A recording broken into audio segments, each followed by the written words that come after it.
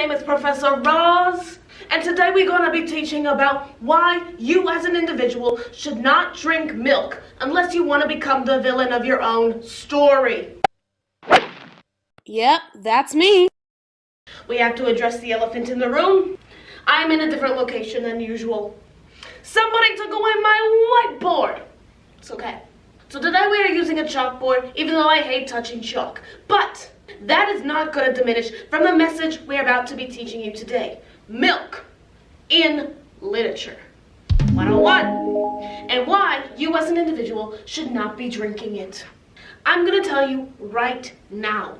Anytime a character decides to drink something in literature, there is meaning, okay? Every drink is a metaphor. Let me repeat that. Every drink is a metaphor. Let's look at James Bond. What does a shaken martini mean about him? It means he's particular. He knows what he likes, and he gets what he wants.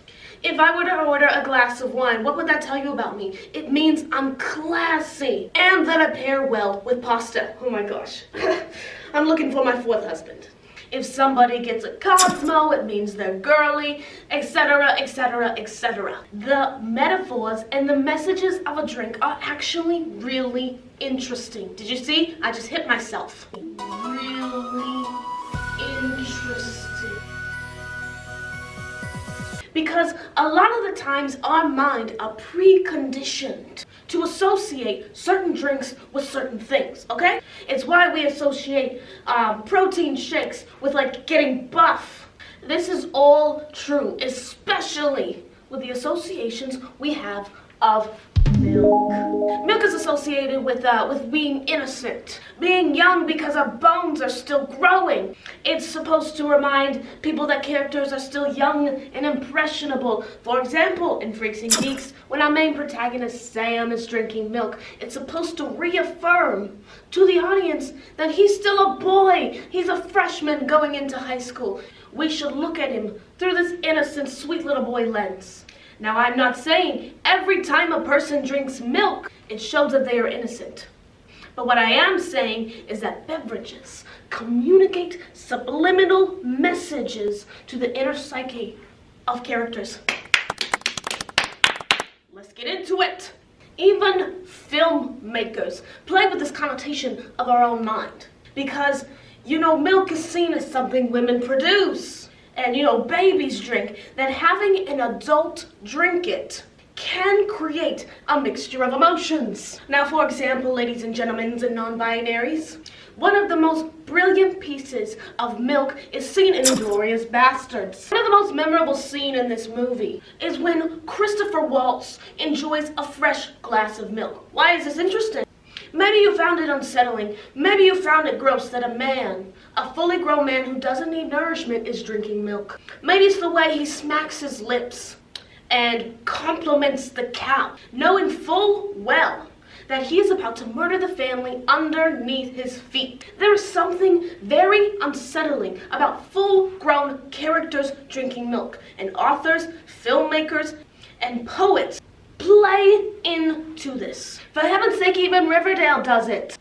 In season 2, Betty has this somewhat half-sibling that we as the audience are not sure of. Something's unsettling, something's off, but we can't put our finger on it. And this feeling is reinforced when Betty's stepbrother comes down drinking a full glass of milk. This is definitely a kind of visual cue that something is off about this character. Secondly, milk is sometimes associated with corruption or consuming the quote-unquote pure. This especially takes on the same meaning when in the same season of Riverdale, Betty's half-brother chick is suddenly consuming a sudden appearance in the Cooper household. Now, I cannot believe we are analyzing Riverdale today, but here we are, and what I'm saying is usually milk signifies something. The milk can signify in this season of Riverdale the loss of innocence and the loss of this quote-unquote perfect family. Now, of course, I really do not want to over-analyze Riverdale because it's Riverdale, people, but I think you get my point. Milk in the hands of a child usually signifies some sort of innocence. It's either reinforced or it's deconstructed when an adult has it. Okay? Okay? You hear what I'm saying? You get it? Now, I do want to say that symbolism is subjective. There is no definite meaning to symbols. Writers do not write meaning into the books. It is up to the reader to put meaning into the narrative as they perceive it. Every book is different, and every reader's perception of that book is different based on our own individual life experiences. Now, with that being said, let us again talk about another piece of media that has milk in it, shall we? We can see milk as a form of symbol in the movie Get Out. That is where the main villain of the movie wears a white sweater and drinks this quote-unquote innocent milk. There is a very famous scene in the movie Get Out where our main villain is drinking milk and then eating Fruit Loops on the side. They're not touching. Yes, that's important. It reinforces that the main thesis of the movie is what happens when a very powerful family believes in white supremacy. She is figuratively and literally separating the white objects from the colored objects, refusing to have them mix. Wow, wow, wow, wow. Everyone, watch Get Out. Now, this is not a new symbol. It's used in movies, but it's also used in real life. Real white supremacists drink milk as a cultural emblem and a visual symbol of pure whiteness. I believe it was in the US, there was an alt-right movement based on white supremacy that they embraced the symbol of milk to be the emblem of their movement. Now, I am not anti-milk, but after I did do some research on that fact, I'm not gonna lie, I have been incorporating milk alterations into my life. Oat milk, thank God you exist. It's so interesting to see the history of milk in not only literature, but like Western ideology, essentially. Western culture sees milk as kind of taboo, or at least drinking milk when you're an adult. Milk can kind of serve as a literary foil for booze. There's just something inherently creepy about grown people chugging down a full glass of milk. And we as a society have kind of gone in and out of milk revulsion and milk reverence. It's kind of the first product that comes to mind when we think of nourishment. And yet a good portion of the population cannot digest it. I'm specifically talking about lactose intolerance. I don't want to get anyone confused. Fun little history lesson, fun little history tangent. Dairy was once banned in Greek diets because it was considered too heavy for quote-unquote sophisticated people. These days, Westerners still equate milk and milk products with wholesomeness and nourishment and, vitamins, getting young people to grow up. And yet in the wrong hands, it is a symbol for serial killers, murderers, and white supremacists. So really, I'm just telling you this so that you are aware of what could happen to your own origin story if you drink milk. I'm just kidding, unless...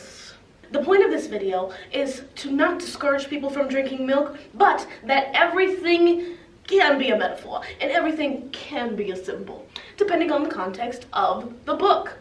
Now, this has just been a little short history lesson of the history of milk. Sometimes it stands for innocence, but sometimes it literally stands for people being groomed. A Clockwork Orange has entered the chat. That's an example of milk being a symbol for just something terrifying. So if you are looking for a reason to switch to oat milk, almond milk, or even soy, here is your signal. It's better for the environment, and it guarantees that you yourself do not turn into a supervillain, okay? I'm just kidding. But yes, that has been a very short and brief understanding of milk in literature. Guys, everybody's a metaphor. Everything is a metaphor. We're in a simulation, I swear. But on that note, thank you for watching. I hope you enjoyed it. Let me know any other topics you would love me as a professor to handle. I love tropes. You want to talk about postmodernism and Shrek? I'm down. Okay? Okay. I thank you for watching, and I will see you next time. Keep reading and all that jazz.